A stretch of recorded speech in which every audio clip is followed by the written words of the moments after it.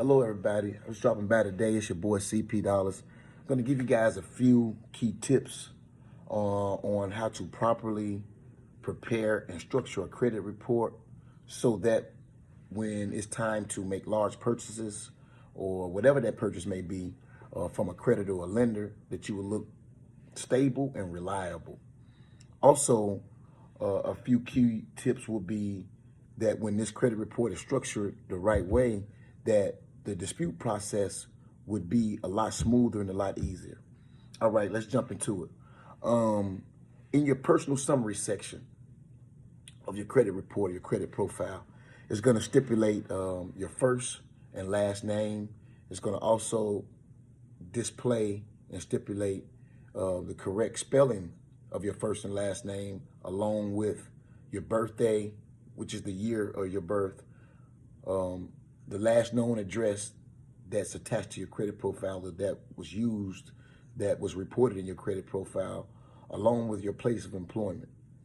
What I would say to you guys is that in that personal summary report, it's very imperative that the proper information of who you are is displayed and reporting accurately.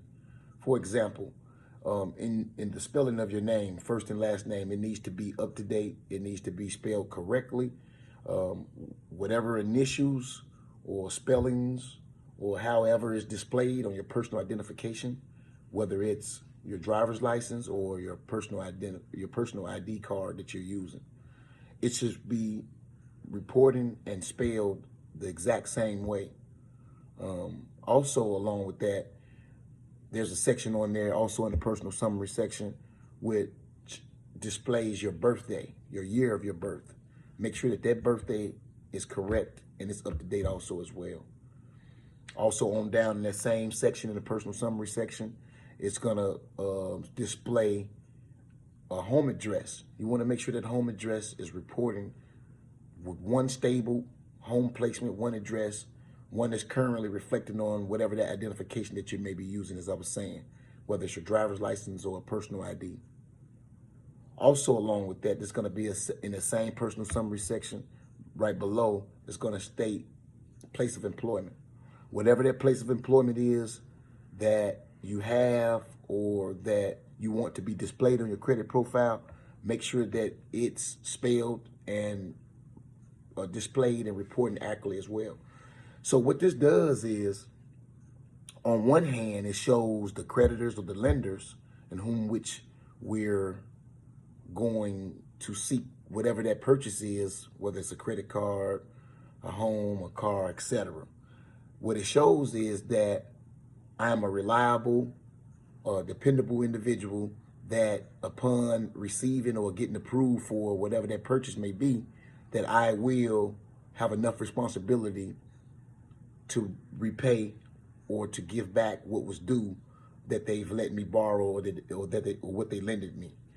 Also, along with that, as I was saying, the stability part is showing that you don't have 2 or 3 different home placements, different addresses reporting misspellings of the names and things of that sort, which in return shows the lender or the creditor that we're not, responsible and we're not a stable person.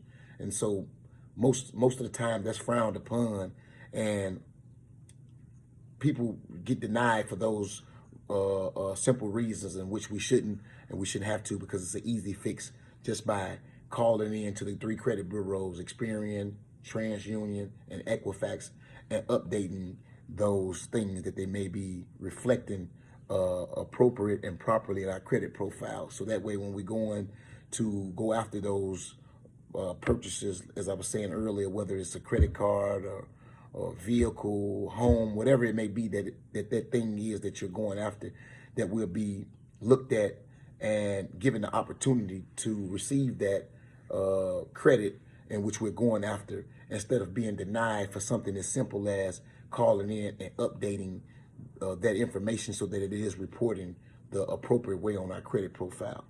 So I just wanted to stop by today to drop that on y'all guys, and stay tuned, because y'all will be hearing more information on how to repair and properly structure your credit report, as well as going through the dispute process. Let's go.